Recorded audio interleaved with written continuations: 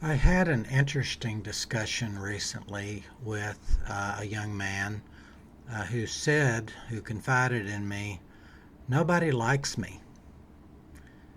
And so we talked about that. And I've thought about that a lot in terms of summarizing, how do you coach someone or how do you teach someone uh, who wants to be liked? This particular person is, a healthy young man, married, children, hardworking, um, but he had a difficult childhood. Now, just to pause there for a moment, difficult childhood means um, if you compare it to what's normal and needed, children need to grow up in which their parents are nurturing them, guiding them, helping them become successful adults, guiding in appropriate ways, as opposed to too much pressure or too much of something that doesn't feel right.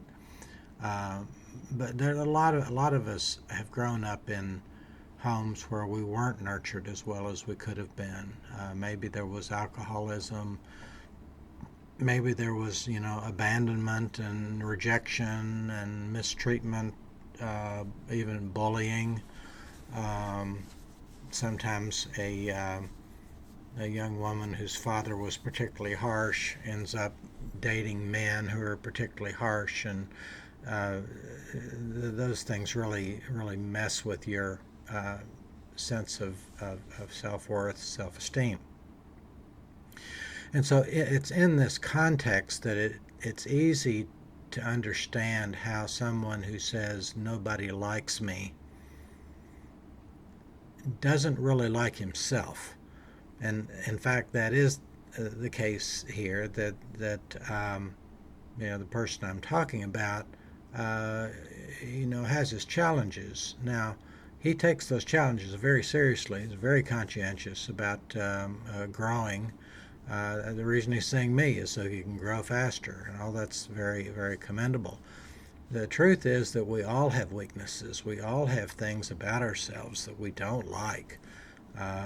We have those weaknesses. We balance them out with strengths. We compensate for our weaknesses. We correct them.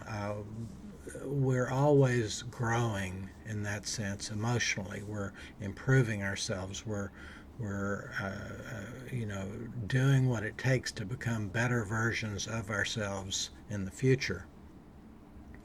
So then, if you don't like yourself, um, what is that? Is that explained by some fundamental belief that there's something you're just unlikable? That's just the way it is. That's the way people have always treated you. Well, of course, the discussion cannot end there. So, what does one do to be likable? How do we think about that? Um, so, the first thought is, what feedback do you seem to be getting from people who are having negative reactions to you in these moments of interaction with other people, people that you don't necessarily know very well?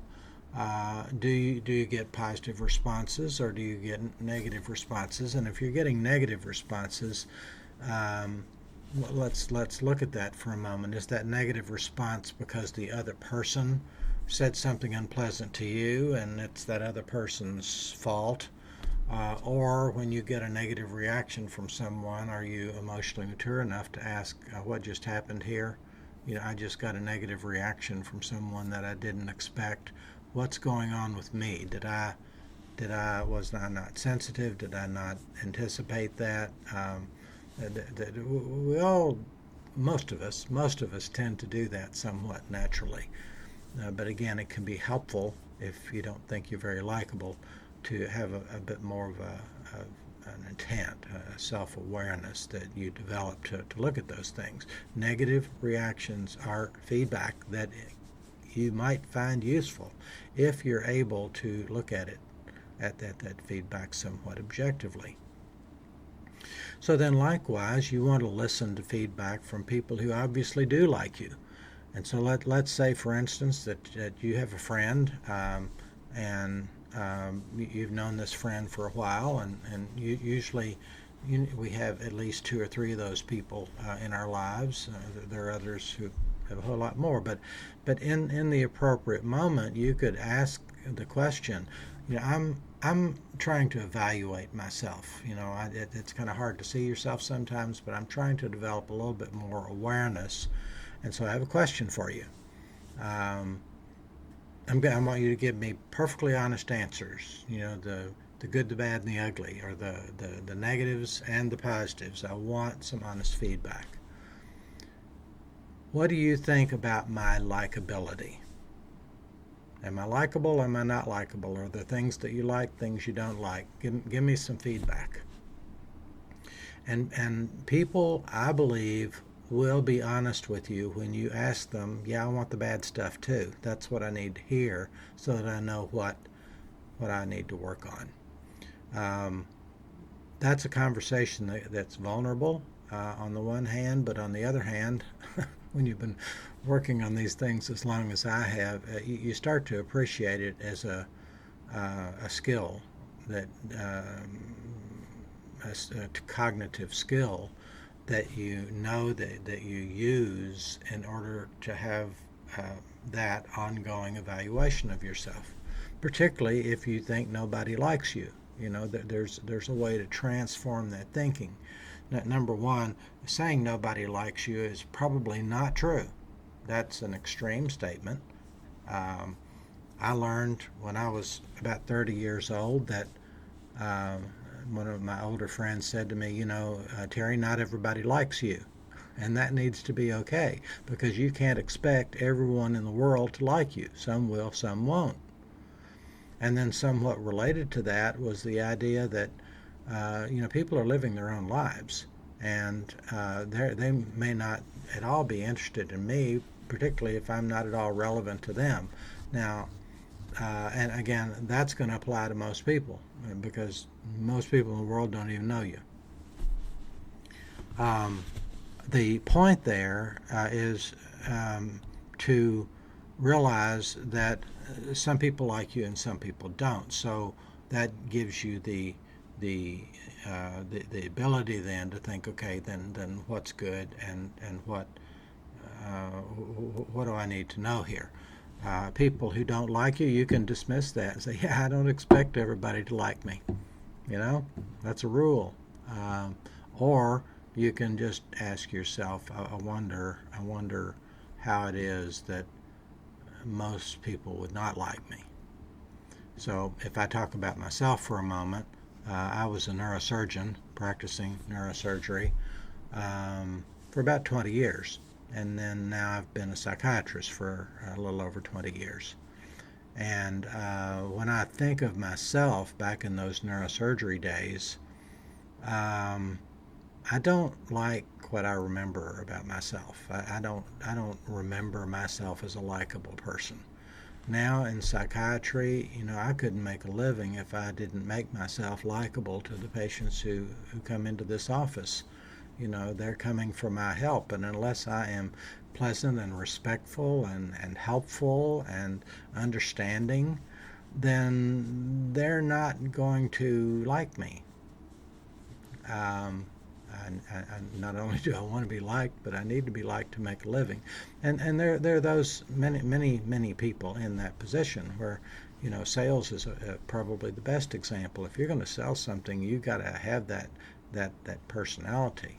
And so in that sense, we're all selling ourselves. We're selling our likability to people who might buy it if we want to be liked. Lots of times, I believe you're not very likable because you're in your head a lot. You're just all kind of course, in a sense, we're all inside our heads alone, living out our lives. but in the sense that I mean here, there are people who are struggling so much that all they can think about is how they feel and their own struggles, and then they tell people about those things, and they don't realize that they're actually maybe burdening others um, with stuff that's not particularly pleasant or uplifting. And again, if the focus of this conversation is on likability, you have to be careful. You know, you're supposed to carry your own burdens, not you know burden other people with them. And while that might seem lonely on the one hand, and certainly it's appropriate to be honest about how life is going, you know, to those who are close to you. But for others, it's not appropriate to burden them if you want to be liked, because they will tend to avoid you if their only experience with you is negative. So let me wrap this up by taking this discussion just to a little bit deeper level. Let's say that likability is about character. And you can look at yourself and ask the question, am I the person that I really want to be? I was in a therapy session with my psychotherapist. I was probably in my late 30s, and he asked me, he said, when you finally become the man that you ideally would like to be, what do you look like? And I thought for a moment, and I said, well, in my lifetime, there have been half a dozen men who were kind and gracious toward me when it wasn't about me. I wasn't important to them. Uh, they were self-assured, it seemed, but more importantly, they were kind and gracious to me, and remember, I remember it. And so that was my answer. One of these days, I want to think of myself as being a kind and gracious man. It's been a vision, therefore, for 25 years, and I like to think I've approached that. But the point is that you want to think about who you're going to be. It isn't just your reputation with others; it's your reputation with yourself. Who are you? What character are you going to bring to your relationships? You say nobody likes you, but are you kind and pleasant? Are you patient with them? Are you helpful? Do you take the opportunity to smile and encourage? Um, Maybe you're not that person yet. Maybe you are struggling so much that it's hard to imagine being that way. And maybe it seems phony, but it is.